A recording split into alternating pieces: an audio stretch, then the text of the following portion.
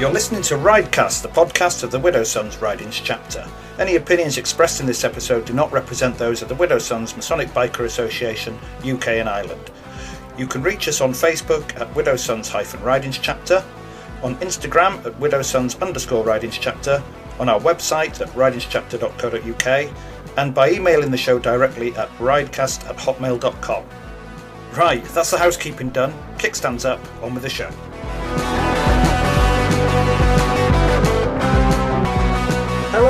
Hello, welcome everyone to Ridecast. This is Yakka, and with me, my co-host today, I have, back in the USSR, Gremlin. Good afternoon, it's Gremlin live yet again from the Kremlin. Da. And also we have our usual stalwart, Pigpen. Hello, Pigpen. Good afternoon, everyone. From the sky in the sky, it's Pigpen. Big shout out to all the Widow Sons listening. Thanks for tuning in, and shout out to all the bikers. Hello, all you bikers. We're all giving you a biker nod. And to any Freemasons listening, we're giving you a Masonic salute now. There you go. Okay, so have you guys got any news for me? Any updates on anything you've been doing in the last 4 weeks? No, it's lockdown.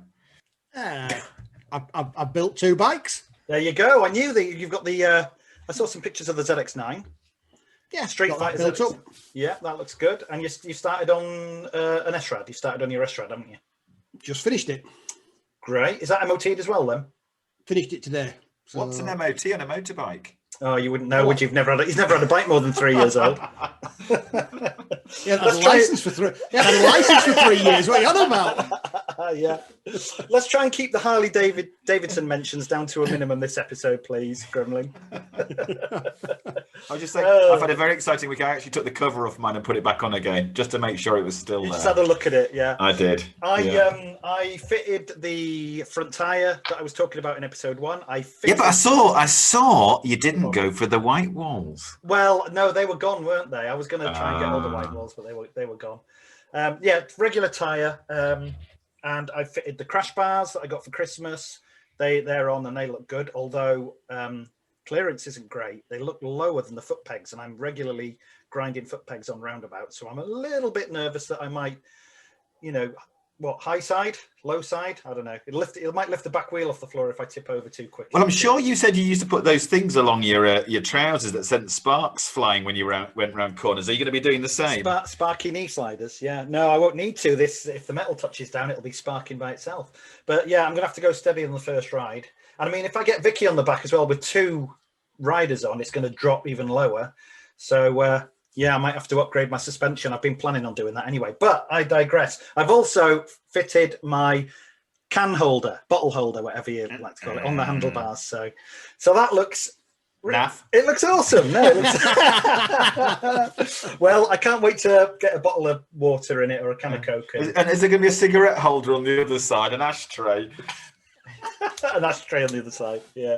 I've dug out the top box as well, so I'm going to get that out to the sprayers in the next week or 2 and get that sprayed up so I can get my top box on the back. So that's the news. I think personally, you will ruin the look of your cruiser with a top box on the back. Well, tell Casio that.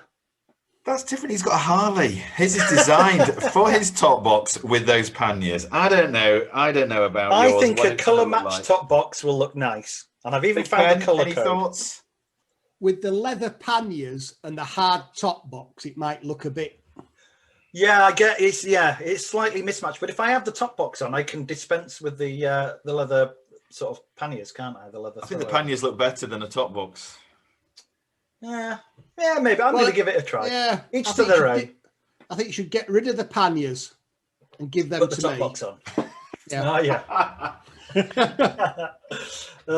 Maybe get some hard panniers and get them sprayed to match as well, and have the full. And then system. give me the leather ones, and I'll put them on mine. Yeah. I mean, I think it's a very, very personal choice. Panniers. There's somebody in our group, remember Badger, who put on what looked like the school satchels. Were they on his 833 iron? What was it? What were they? I think my old music teacher. School satchels. Yeah. I think he just took his kids' school satchels and cable tied him to the No, side. no, come on now. You know he's going to be listening to this. Oh, speaking of chapter members listening to the podcast, I had a call off Bobby the other day, and he was saying that he had a trip up to Glasgow, and he was listening to the podcast on the drive. He listened to all of them. He listened to the Light Blues as well. Shout out to Light Blues Club, by the way. Their podcast, they released their podcast that we featured in at the beginning of the month, and it was a brilliant episode, really well edited, made us look really good. So thanks to the Light Blues guys. If you don't know the Light Blues podcast, look it up, go and check them out. They do a great Masonic podcast. So thanks to the Light Blues guys. But anyway, Bobby called me and he was saying that he listened to the podcast and he really enjoyed them, but he said, but it was a very odd experience listening to three guys he knows chatting. He said he kept interrupting and trying to argue with us. He said it was like being in a Zoom meeting, but nobody would talk to him because we were all talking to each other. I thought that was quite funny. That was good. Right, it's nice. It's nice that people are listening. It is, yeah. We're getting good numbers now. Numbers are picking up. So 3. Yeah. We've had 6 downloads. No, we're doing all right. I'm not going to 4 with Bobby. Well, and 2 of them are me and Gremlin. So, are we going to find out more about the Pigpen fan club later as well? Oh, absolutely, yeah. Was it? Excellent. What was the name again? Was it Glennis? Glennis Vera or something like that. Okay, look, let's crack on with the episode, shall we, guys? First segment in this episode, we are talking about the historic and beautiful Vincent motorcycles. And we've all had a little look into the Vincent world. So I'm going to hand over to Pigpen, who is going to start us off with a bit of history behind the Vincent HRD motorcycles. So away you go, Pigpen. Hi guys, Yakka here with a quick interruption. If you'd like to see some photographs relating to the subjects in this episode, head to our Facebook page, Widow Sons-Ridings Chapter. I'll put a post on there with a few pictures for you to take a look at. That's my interruption done. Back to you, Pigpen. Yeah, they've always been sort of somewhat I've been interested in is the Vincent, because I think like Gremlin was just saying, both our fathers had a Vincent Black Shadow back in their day, and it was always a bike I would have liked, but as we probably get going on and start talking of costs, then it'll probably come out why we probably don't. Well, why I don't have one. I suppose Gremlin being the money bags he is. Probably got 2. Probably got 2 stashed away somewhere, but you know. I haven't. So yeah, Vincent. It was set up by a man called Philip Vincent, and he bought a company in about 1928 called from HRD, which was a man called Howard Raymond Davis, and he was in the RAF. So he ceased with his sort of little sideline, and Phil Vincent bought it, and he set up making motorcycles under that name. So it was a Vincent HRD, and at his very early bikes, he was using the Jap engine, and that's what he started off with, the Jap engines in them. He bought it. For those who aren't motorcycle orientated, what does Jap stand for? And it's not Japanese, is it? It isn't. You've got the book out there, so you tell us what it is. I haven't actually, but I have heard it. I couldn't remember what it actually stood for. Well, quick, you carry on. You carry on. Off top of my head, I haven't got it, but yeah. So he bought this company with family money, which came from Argentina. There were cattle ranchers out in Argentina with the Vincent family originally, and I think he paid a grand total of £450 for the company. For the HRD company, when he bought it, which I suppose in 28 will have been fair amount of money. I've got it here, guys. JAP is short for JA Press Switch Industries Limited. They made motorcycle engines in the 50s, apparently. So the first bikes, used these Jap engines, but I think his main thing was in about 1934, they went to the TT, and he had 3 bikes entered and none finished with the Jap engines, which I think sort of made him start thinking, we need to get reliability, and I'm going to build my own. So after that, he started to look at his own. The first engine he built was a 500cc single in 1934. Right. And they call that the Meteor. That was one right. of his first. Didn't that bike break some speed records for the 500cc class? I think it was quite a fast engine, quite a powerful engine, wasn't it, for a 500 single? Yeah. Then obviously the war came, and then they ended up sort of going into doing war munition stuff for the MOD, and they started making. They tried all sorts of little engines for all sorts of things. He made a 2-stroke engine at one point for a lifeboat. They tried making other little watercraft, 3-wheeled.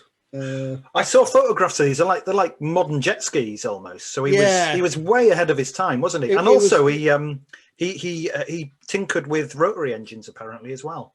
Yeah, he had to go all sorts. But yeah, they made these like 3-wheeled. They called them a Bantam. Yes, like a 3-wheeled utility. We'd maybe call a market gardener's cart now, sort of thing, but deliveries sort of thing. Started making them. So yeah, it was quite a forward-thinking man, because I think his main thoughts with the motorbikes were it's just what he thought he could do better than.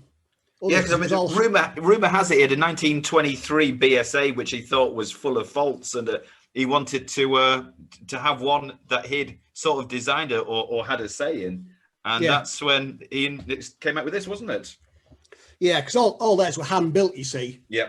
So they were like the Ferrari of the day. Because another little fact I had somewhere was they basically made bikes for about 10 years roughly.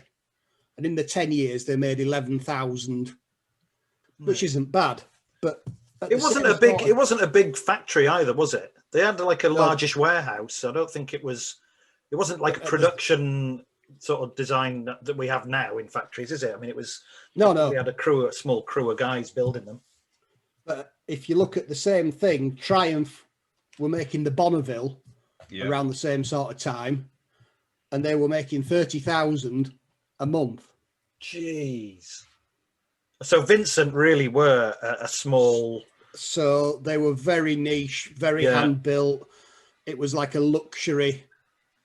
They would have been a lot dearer, item. Wouldn't they? Then they would have been a lot dearer. Yeah. It was a luxury item in the time. He wanted it to be like a creme de la creme sort of thing. It was, it wasn't the mass produced, thrown together. Yeah.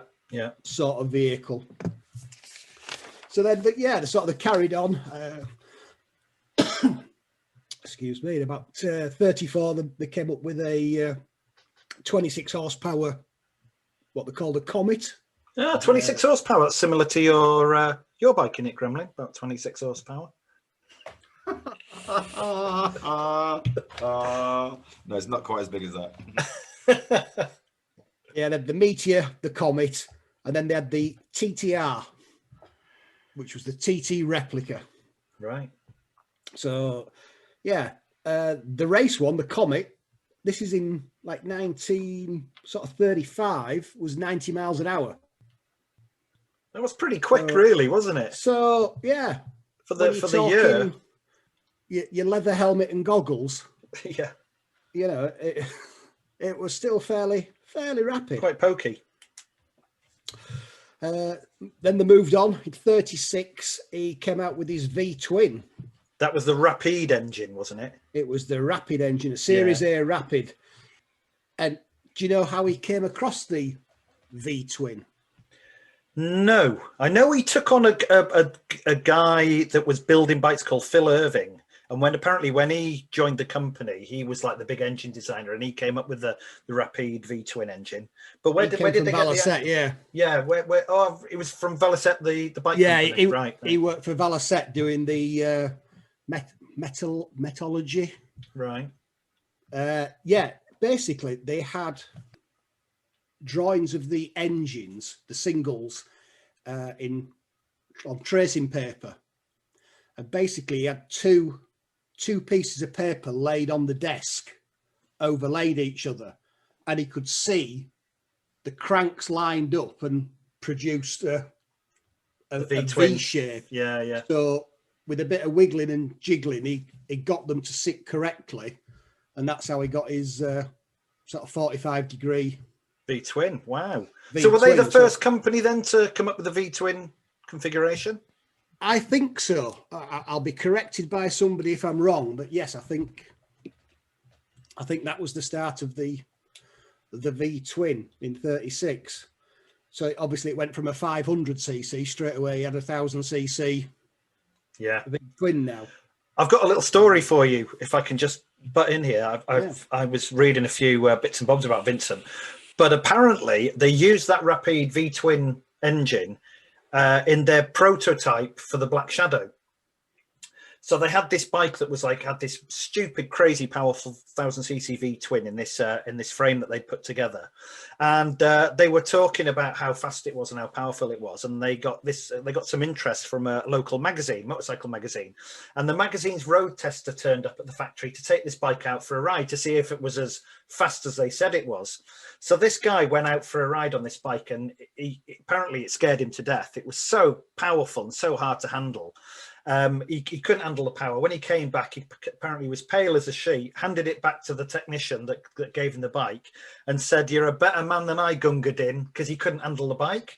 And that phrase comes from the poem Gunga Din, written by Rudyard Kipling, who was a Freemason. Yeah, so apparently that name stuck. They called that bike Gunga Din then, henceforth, and that bike went on to break dozens and dozens of speed records. And that was the prototype to the Black Shadow. Anyway, back to you, Pigpen. Well, I know you want me to be quiet about Harley Davidson. Oh, here we go. Here we go. The rumour is that William Harley and the Davidson brothers began advertising a 45-degree V-twin engine from 1907. That would have been probably the same time as Indian then, because Indian were doing them exactly the same time. And also, one of the first V-twin engines built was by Gottlieb Daimler in 1889. Daimler. The cars, yeah. Right. There you go. So where were we? So we've got the Rapide V-twin 1000cc Pigpen. What's next? What's next? So we sort of not a lot really altered a great deal. Then they came up with the Series B in about 46. It's where all the oil pipes went internal. They changed the engine, the gearbox, all to a standard instead of two separate pieces. It all became like the modern looking thing where it was all cast into one big piece. And they started using the engine as part of the frame. So instead of the big old frame wrapped right round, the engine became a supportive part. Yeah. So we didn't have the cradle coming around underneath anymore. 48 Indian motorcycles in the USA started to sell them, and they also put an engine out of the Vincent in an Indian. Yeah, they called it a Vindian, didn't they? They called it a Vindian. So yeah, that would have been amazing because that would have been a super powerful engine for a cruiser at the time. That would have been a cruiser motorcycle that would have done 130, 140 mile an hour. That must have been amazing at the time. I think they only ever built one or two. Yeah, they didn't take off, did they? They didn't take off. So I've seen pictures on Google. Google it. They're amazing looking bikes, the Vindians. Yeah. So then, about 1948, we come to the Black Shadow, 1000cc V twin, 55 horsepower, 125 miles an hour, out of the box. Wow. And it was classed as the fastest production motorcycle you could buy. So it was the Hayabusa of its day then. Yeah, it was the fastest bike.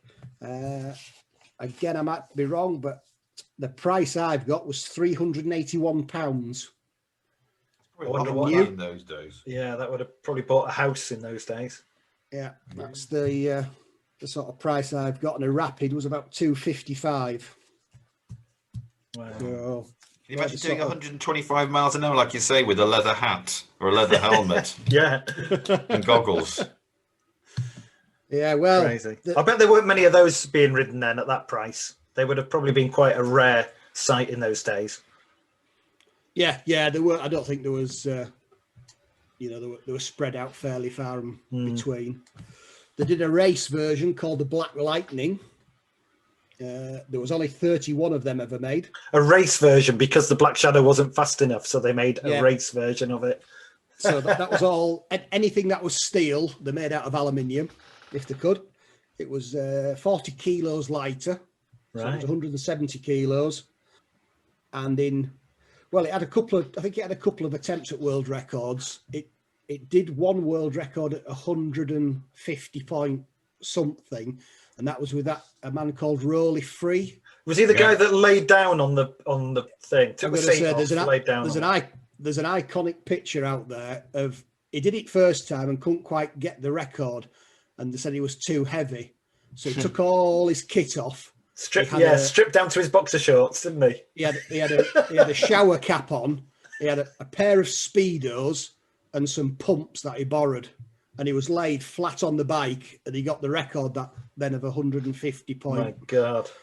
And that was that at the Salt Flats at Utah? He did that. Those the Bonneville Flats. Bonnevilles, yeah.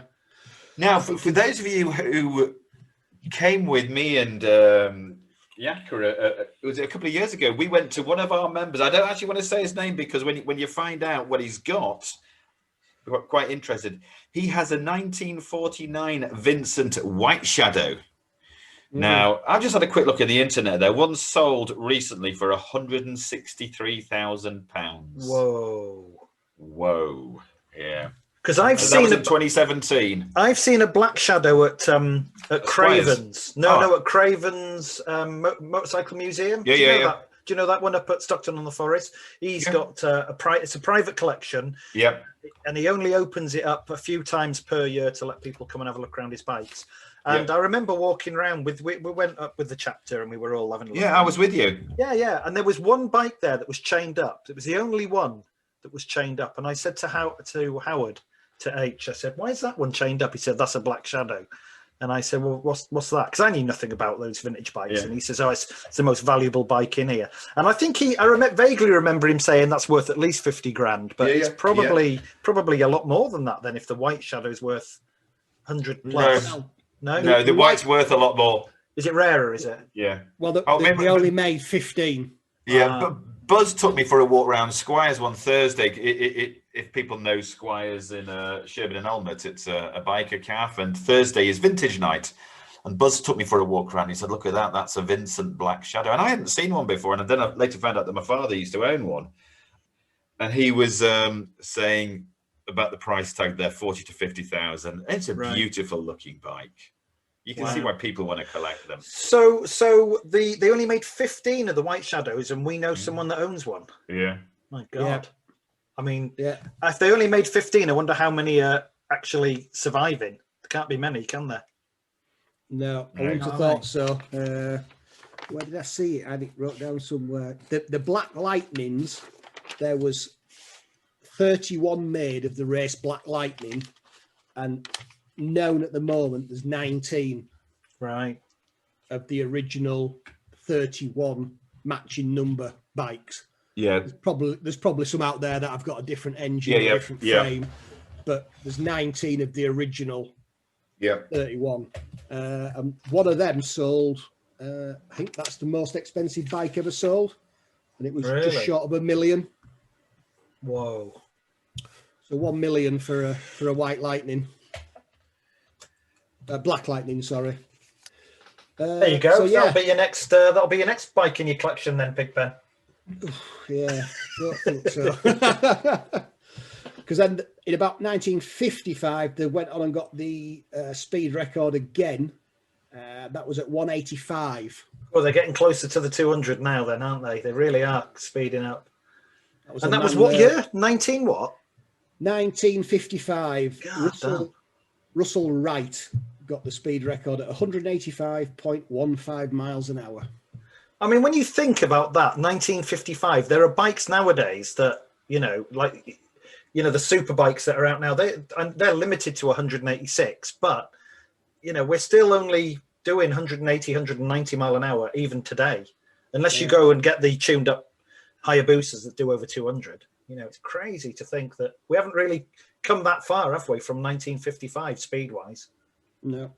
So what else did they do? they made another bike called the Grey Flash, which was a 500cc. Again, they only made 31 of them. So if you can find one of them out there in a barn somewhere, that's worth a pretty penny. Yeah. And then in about 54, they went on to the last series, which was the Series D, and they made a Victor and a Black Prince, which were, if you look at one of them, they're like fully faired. They've all got, the whole bike's all got plastic around it and all faired leg shields, and they were sort of going down that fully faired route. Again, only 500 of them ever made, so they're sort of knocking on that door of collectible, very collectible. And then unfortunately in December of 55, Vincent ceased as that was the end of them. That's sad. That's a shame. Was there any particular reason, do we know, that as to why that happened? Was it just market forces, or? I think it was just the market forces. There was I know that Indian also went out of business roughly at the same time. I mean, they've restarted since, obviously, but I think the war didn't help these sort of companies. Yeah. Obviously, they were sort of after 40, 44, 45, 46. It was, people coming back. Yeah, bikes were still popular. Yeah, bikes were still popular, but not the top end handmade type stuff like the Vincents. When you could buy a BSA Bantam for sort of 75 quid. Yeah, a fraction of the cost of a Vincent, and your Triumph, your Triumph Bonnies and all that sort of stuff. Yeah, it's a shame. It's a shame. They did keep going in different forms. People kept buying bits, and I think there was a company out in Australia that was still making them. Started making bits, and was it a company called Egg Hill Vincent? They tried keeping things going, but right. As the company stood, 55 was its December 55. I've got a couple of celebrity links for you here. Apparently, John Surtees worked for Vincent for a short period before he went on to become a massively successful racing driver and motorcycle racer. And apparently George Formby was a big motorcycle fan. He actually owned a Norton, but popped into Vincent one day and had some photographs. Was he washing their windows when he was cleaning windows? Yeah. He popped in one day, and there are photographs online of him sat on Gunga Din, the racing bike, the speed record bike. Yeah, wow. So he was a big fan. So there you go, Surtees and Formby. They also put a little engine in a push bike as well. Called it the Firefly. A 50cc, 45cc push bike engine. And that was a sort of mid-50s they did that. The first moped sort of thing, really. Yeah, sort of like a little push bike thing. I think that was £25 when they came out. Wow. I was interested to read that he was into the rotary engine as well, but obviously never quite perfected that engine. But I mean, that must have been a few years before Wankel was working on their rotary engine. So yeah, interesting. Right, here's a point for you. If you were both lucky enough to own a Vincent, would you ride it? Yes, I think I would. I don't think I'd ride it often, but I think I would. It'd be a shame not to, wouldn't it? I don't think you should put it in a room and collect in dust. Unless you've got a proper collection, like some sort of museum setup, then ride them. If you've only got one, it should be out there getting used. Pigpen, have you ever ridden a bike with the British, what's the word I'm looking for? The British configuration of gears and... Yeah, when the gear lever's on your right foot and the brakes on the left. Yeah, my dad used to have a BSA Bantam. Right. And that was... how was it? I can't imagine. I would imagine it would be like, switching your clutch and your accelerator pedal in the car. It must be so confusing. Once you got going, you were all right. Right. But that first time you had to brake at End at Road... And you you knocked it down a gear instead. And you hit the gear lever and... Yeah, but once you got going, I suppose it's like driving a left-hand drive car to start with. It's all a bit weird, but yeah. But yeah, it is it's wrong. The only thing different in the left-hand car is using your gear stick with your left hand, right hand. Yeah, and you're sat on the other side of the car. It's kind of odd, isn't it? But your foot pedals are the same. Your foot pedals don't change. Well, yeah, they don't alter, but it just feels different, doesn't it? Oh, totally. Like that. Yeah. It's But if you're talking about having clutch and accelerator on the different side, or brake and gear lever, and rear brake. Gear shifter and brake. So they're on the opposite side on early British bikes.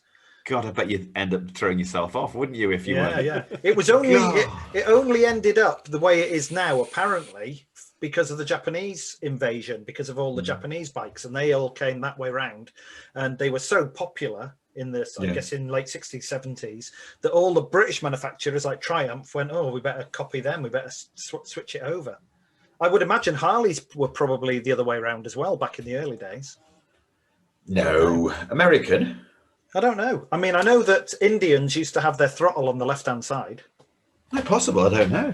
Apparently, the Indians had the throttle on the left, so because they were used as police bikes, and the police riders could then keep the throttle open during a chase, and at the same time pull their pistol out and or batter them with the truncheons as they went past them. Yeah. A friend of mine's got a very early Indian, and that's a column shift. Oh, so right. Suicide shift. Yeah, gear levers on a handle, and it's got basically two throttles, two twist grips. Really? One is the twist grip, which is for the throttle body, and the left-hand side is a twist grip for the advance and retard of the ignition. Right. So the so that doesn't acceleration. Once you're going, you don't adjust the left hand then. Once you move it. No, once you. Yeah, but then if you back off the throttle, then you have to back off the advance and retard. Otherwise, it's like doing that, isn't it? Yeah. So you're two-handed, and then you're changing gear with your hand and not your foot. Bloody hell. That must be really difficult. It looks I've not ridden it, but when you see him on it, it looks it is a proper comical outfit. Yeah, apparently the Australian companies there are still some companies that are building the Vincents to the original specifications and designs. Yeah, Irving Vincent, I think it's out that way. Right. I bet they won't make many of those every year. They'll be made to order probably, won't they? Yeah.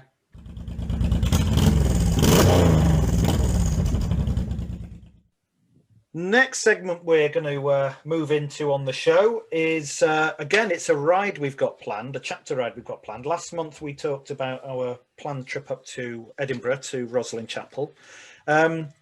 This month we're going to talk about another trip in the opposite direction, heading south.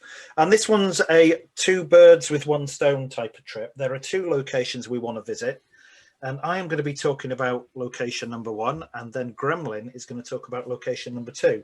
So the first place we're going to visit, we're going to head down on probably on a Friday.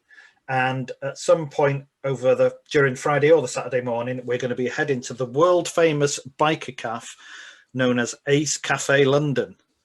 Now, the Ace Cafe London, the closest thing we have to it up here in Yorkshire is, you would say, Squire's Cafe. Similar sort of thing down in London. This has been going apparently a similar length of time as Squire's, maybe a little bit longer. But Ace Cafe is a huge and very popular motorcycle cafe. It's situated on the North Circular Road, which is actually not far away from Wembley Stadium.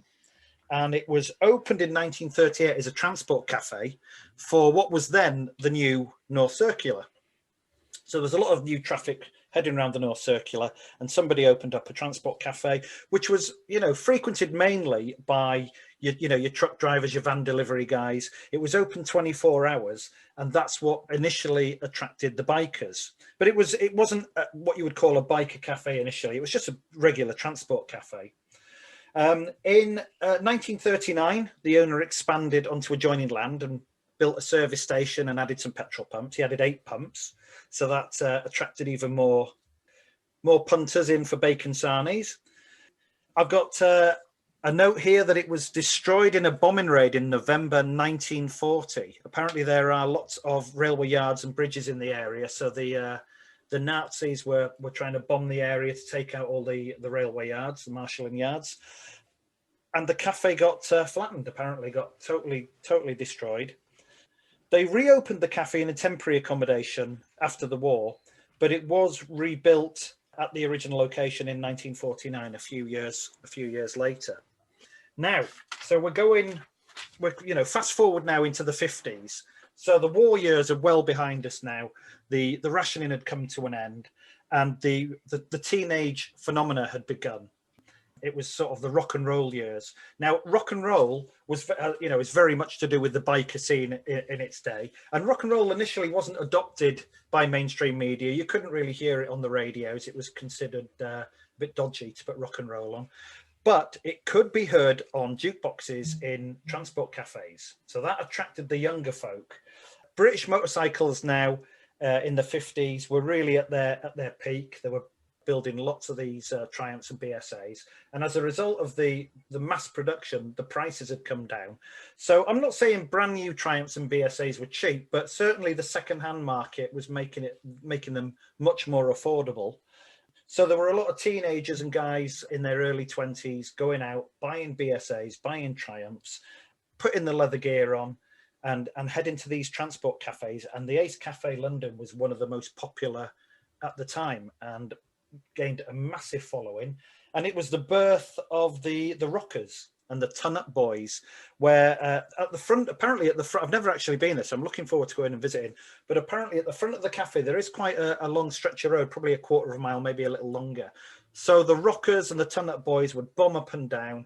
I've heard a story where there was a little challenge where they put a record on the jukebox, a 3-minute record, and you had to get out onto your bike, do the quarter of a mile down to the bridge, turn around and a quarter of a mile back before the song was over. So you can imagine the sort of crazy antics they were getting up to, bombing up and down the road on these bikes. The Ton Up Club, you guys heard of the Ton Up Club before? Yeah. These were the guys that bought these bikes, tuned them up and basically went as fast as they possibly could. And the target, obviously, on the speedometer was 100 mile an hour. And once you'd reached and done 100 mile an hour on a motorcycle, you were a ton-up boy. You'd done the 100 miles an hour. I was very fortunate, or I thought I was, when I was given what I thought was a ton-up jacket. It was actually a turnip jacket. Yeah, so those are the ton-up boys. Have either of you guys heard of the 59 Club? I came across this a lot when I was researching the cafe. No, but I've heard the Mile High Club. Is it related? It's not related, but we can come back to the Mile High Club later if you want. Yeah, it was a Church of England charity club.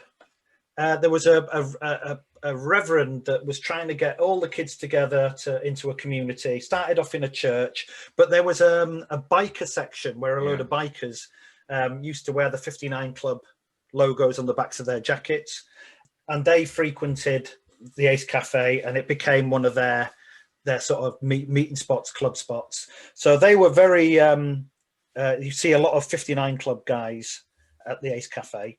In its heyday, the cafe, what was called the cafe races appeared, which were, how would you think you would best describe a cafe racer, Pigpen? Single seats, clip-on handlebars, sporty. Yeah. They didn't really have fairing, did they? It was long before the days of fairing, but they had the 500cc almost that sort of, that sort of, did they class it as long track or something racing? So the cafe races turned up. You had your BSAs, your Triumphs and your Nortons, your big engines, a lot of single cylinder 500cc, a lot of noise. They were chopped down, made lights so that they were faster and could accelerate quicker, and a lot of racing going on in the day.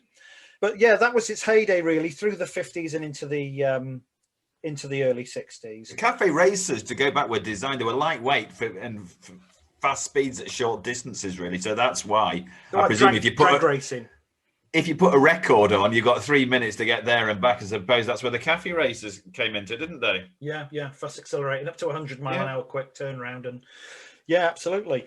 So it's about you. It's about your style, that, isn't it? 3 minutes, Gremlin. There and back in 3 minutes.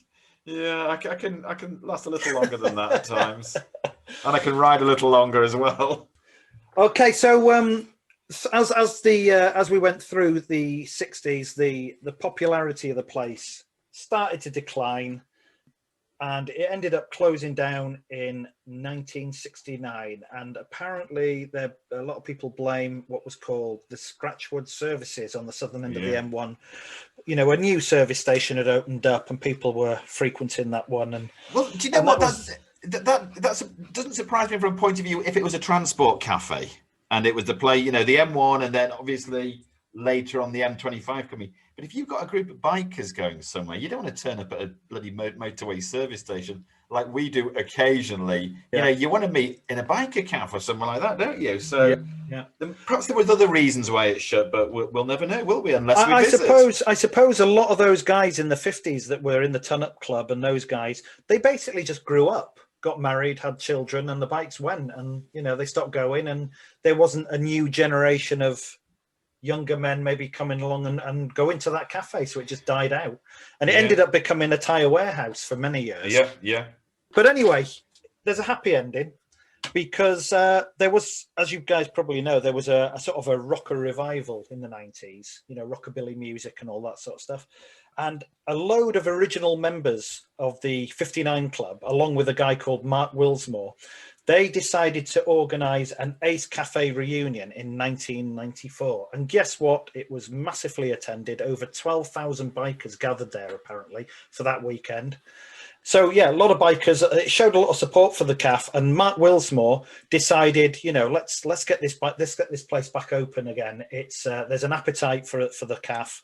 There's a new generation of bikers that will come and use the CAF and come for a bacon sarnie and a cup of tea. So in December 1997, after the cafe was fully refurbished, it reopened. And bikers actually visit there from all over the world. It is world famous. It's not a 24-hour cafe anymore. They do weekly live music. They have a lot of live bands on there playing all the old rock and roll music, and they have DJs on there as well to attract people. But what they tend to do now is they have sort of specialist nights. So they'll have a scooter night, they'll have a Harley night, they'll have a vintage night, and they even have VW Beetle nights. And do they have a Honda night? I people turn up there. There's only 6 people turn up on Harleys, but there'll be 100,000 people there for a Honda night. There's probably a night for all types of bikes. They cater for every petrol head out there. So, but there are events throughout the year for both bikers and your classic car types. Guess what? It's been approved for weddings and civil partnerships. So if you want to get married at the Ace Cafe, you can do it. Little piece of. Are you thinking of that then when we go down? Well, me getting married? Maybe we should suggest it to your good lady. Maybe we should have a word with Vicky. Yeah, she's probably going to be laughing now when she listens back to this podcast. Here's one we could do. How about if we did a world trip, visit the 6 Ace cafes around the world on our bikes? I'm coming to that in a minute. It's funny you should bring that up. Sorry, There's one that seems a long way off, but anyway. Which one? Beijing? Hang on, we'll come back to that in a minute. We'll come back to that in a minute. Right, in March of 1999, there was a water mains under the car park outside the Ace Cafe that burst.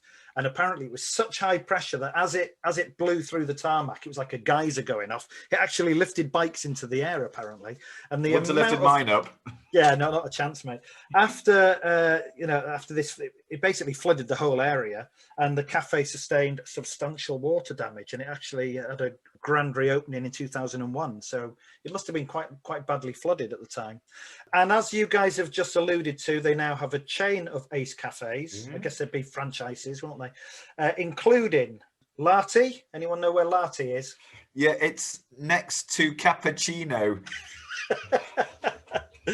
Lati is in which country, guys? Anyone? Germany, isn't it? It's Finland. Lati in Finland. Lucerne in Switzerland.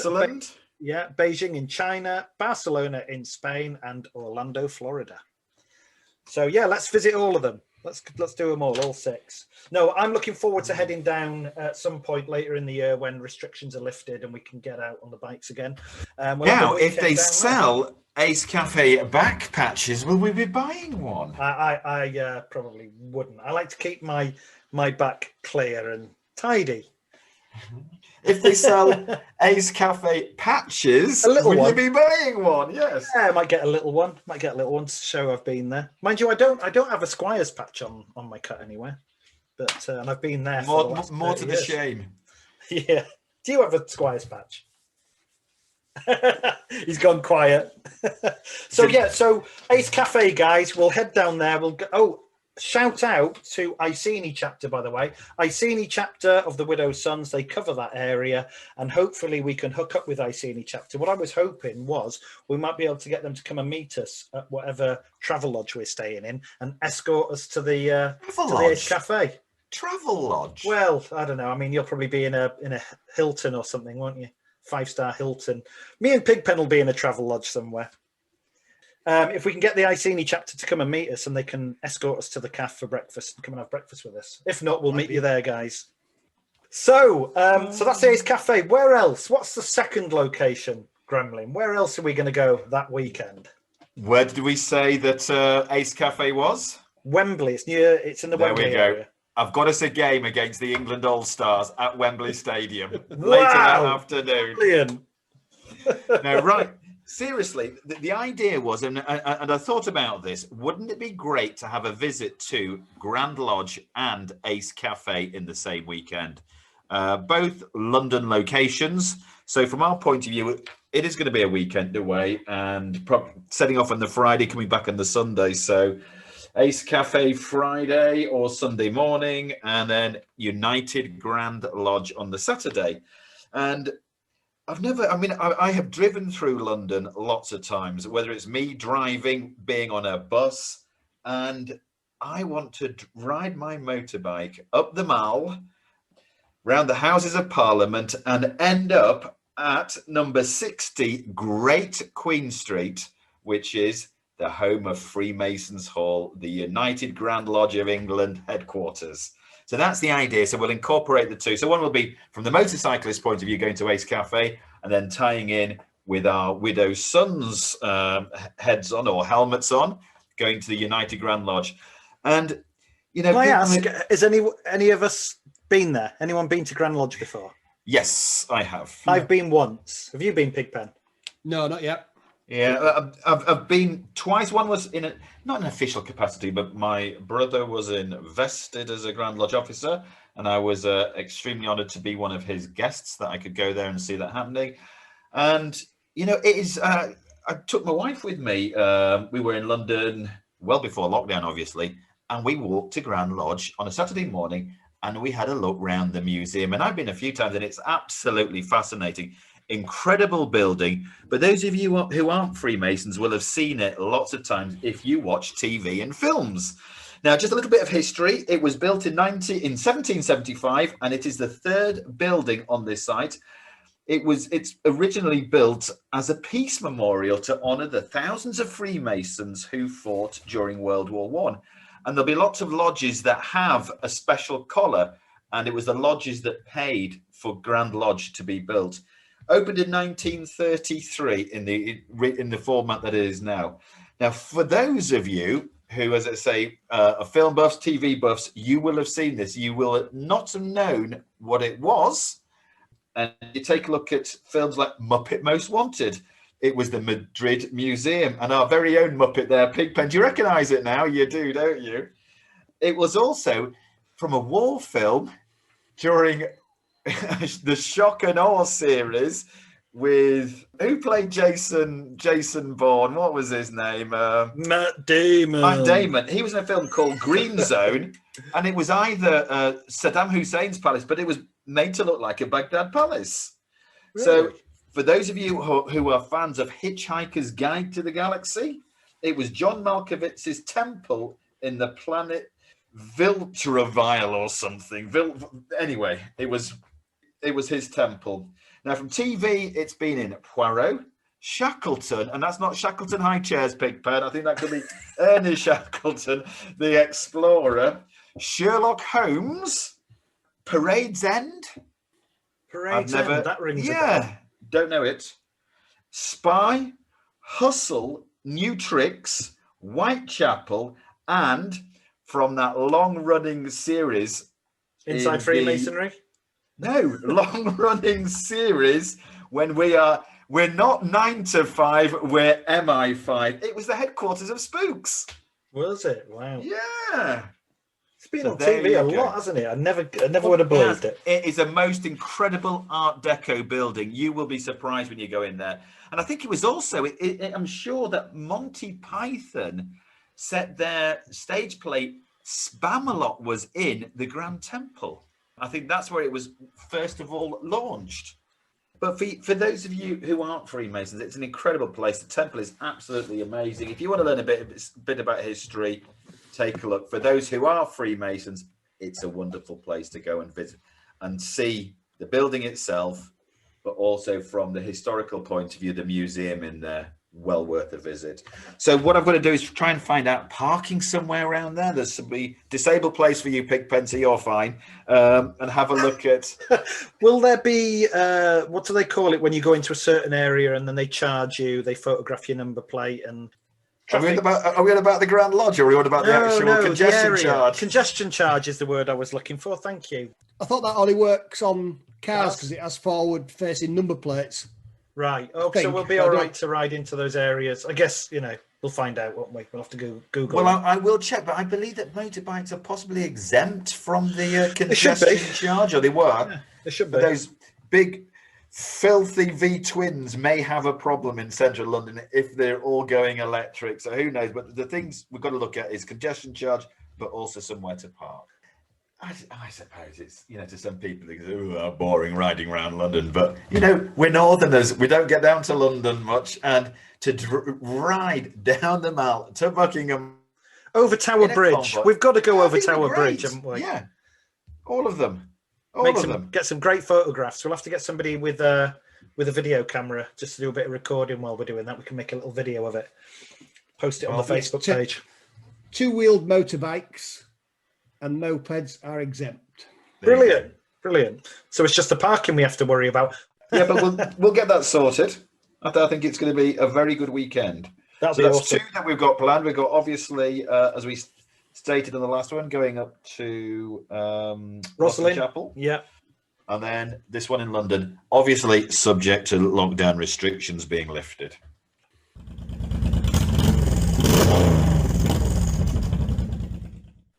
Right then, so we're an email corner, guys. We still haven't decided on a name for Fans Forum. Fans Forum, was it?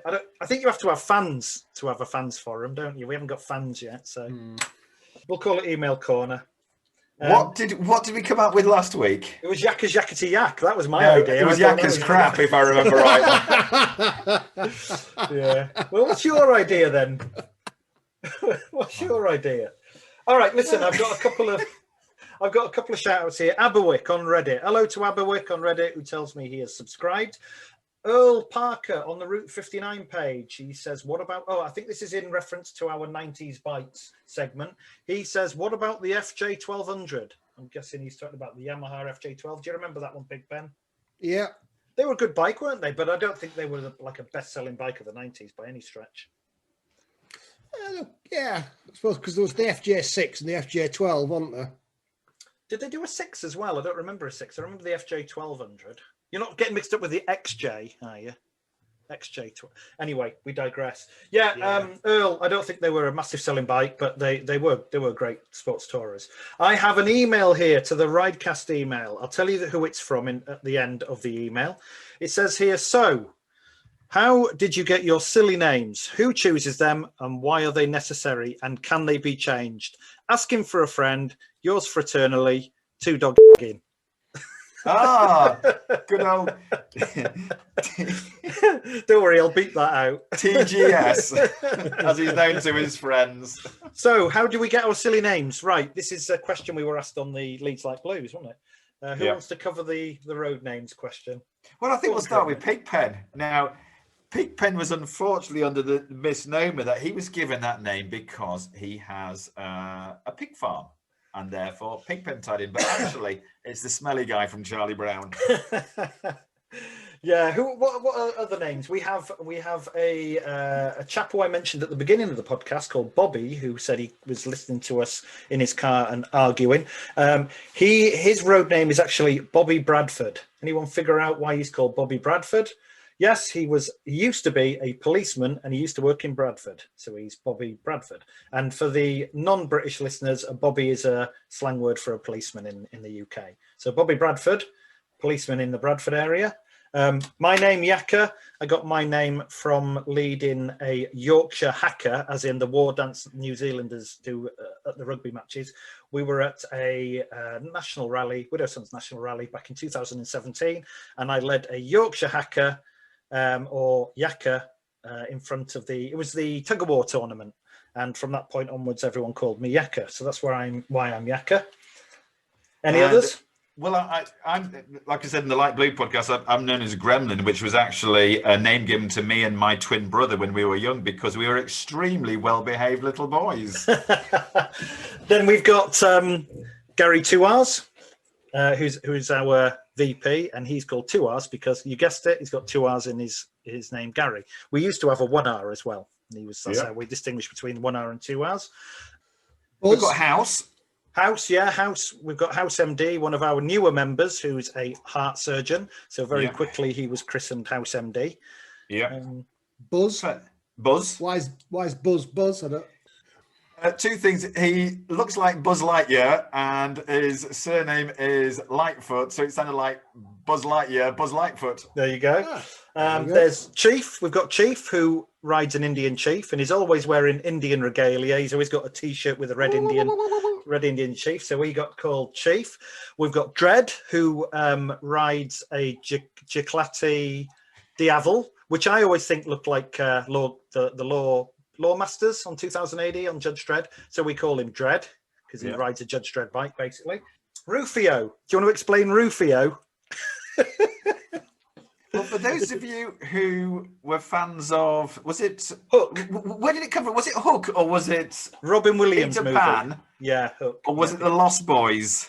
Yeah, when Peter in the Robin Williams movie Hook, Peter Pan is no longer running the Lost Boys, and there's a new leader of the Lost Boys by the name of Rufio, and we have a member who's always getting lost, and if he's not getting lost, he's getting us lost. So he's the leader of the Lost Boys, so we called him Rufio. There you go. That's that guy. So there's just a few to choose from. Yeah, Thank you very much for that one. Two dogs. Oh, and I've got a message here from Alan. Email from Alan. And this is information, the origin and appeal of white wall tires. Interesting. So we were talking about white wall tires in episode 1. And here's an email from Alan. It says, you're correct in assuming that there's something different about white wall tires beyond just their appearance. That white ring isn't just ivory paint across a black tire. It's actually zinc oxide, which is totally white. In the early age of the automobile, as they became more widespread throughout the nation and became increasingly heavy, many tyre manufacturers experimented with filler material to strengthen rubber tyres. The raw rubber would wear down easily, so it was necessary to supplement it with a durable material that would help it withstand wear, pressure and punctures. Zinc oxide became a widespread substance used for this purpose. So the reason they are on Harleys is they are massive heavy lumps needing extra strength. Unfortunately, they are also on some Triumph Thunderbird LT models, but that is to purely show off the class of the piece of engineering art. The rider formerly known as Bobby. Well, thank you very much. I love my white wall tyres. They look really good. They don't when Pigpen sat on my bike, it was a big lump on top of a big lump. So there you go. They don't. The white wall tyres don't look in the slightest bit effeminate, do they, Pigpen? You know fine well I wasn't sat on top of that. We've got one more question. It's a follow-up question, which I think again we're going to have to put this off for another episode because it's too big. I think we need to make a segment purely for this question. It's about electric motorcycles. Let me see if I can find it. This is from Ollie. Future is electric. How do you feel about electric bikes? What about the infrastructure? The cost, is it justifiable? And then it says here, imagine 20 widow sons all trying to charge electric Harleys on the right of the wall. So I think we should definitely cover the old electric issue, but possibly in another episode. Because it brings up a very good point, because it is about distance. It's fair enough. Somebody who's got, and if we bring Harley Davidson into it, but also yourself, Yakka, with your tank, which is about a range of about 90 miles. You think about it, you go to a garage or a petrol station, you're there for 10 minutes filling up, whatever you need to do, paying it, and you're on your way. Can you imagine being sat there for 40 minutes and everybody else is disappeared and they're 30 minutes away up the road from you? If you live in a city, especially a city that has lots of nice weather, I can see it going down very well abroad. But using it as a commuter bike, in London, you don't pay congestion. You're going to get some tax breaks if you want to look at it from a business point of view. Somewhere like London, it would be cool to have an electric bike, purely for going to and back from work. If you live in the countryside, where are you going to get it charged? How often are you going to have to charge it? Are you going to have any mates coming out riding with you? So those are the things to look at. And I think we should get a couple of manufacturers on here, if we can, and let's talk about the pros and cons of the electric bike. Exactly. I don't think the infrastructure is anywhere near ready yet. I don't think the battery technology is anywhere near ready. But it's such a huge subject. I think we should dedicate at least a 25-minute discussion on that. Agreed. We'll make some notes in advance and discuss it. It'd be an interesting segment, that, I think. Yeah. Does anyone have anything else to say? Anything to add? Any messages? Any questions? Well, I hate to say that, throw this in at the last minute, but Pigpen does have a following from some of the elderly ladies, can I say? And when I say elderly, I'm in my 50s, and to me, they are elderly. I mean, they're in their 70s and 80s, but they seem to like him. They do. They love him, don't they? They like the fact he wears the same shirt every week, every day. He's got his braces. He's a country lad through and through. He's a bit rough and ready, and they can imagine him in his overalls and getting down and grungy. And we've got one here, Ethel. I mean, she says, I'm currently struggling with COVID. I haven't seen my family in a long time, but I just love the sound of Pigpen. I don't know a lot about motorbikes, but by God, I'd like to be sat riding him. And she says, once lockdown's over, can she meet you? She said she's still got her own teeth. So, but she just thinks you sound so cool. She didn't say cool because she's in her 70s. She said you sound nice. He's gone quiet. Bless him. So Ethel, hang about, love. We'll get you his phone number. Okay, everyone. Cheers for that, Gremlin. Well, Ethel, I'd like to thank you, Ethel, for your lovely comments. And yes, I'm here all week. Try the veal. Don't forget to tip your waitress. Okay, well, on that note, I think we'll call it a day. I think that's about says it all. From all of us at Ridecast, we hope you've enjoyed the show. We'll catch you again in 4 weeks' time. Signing off, here's Yakka saying goodbye. And it's goodbye from him. And it's goodbye from me. Cheers, guys. See you all next time. See you later. Bye. Here we go.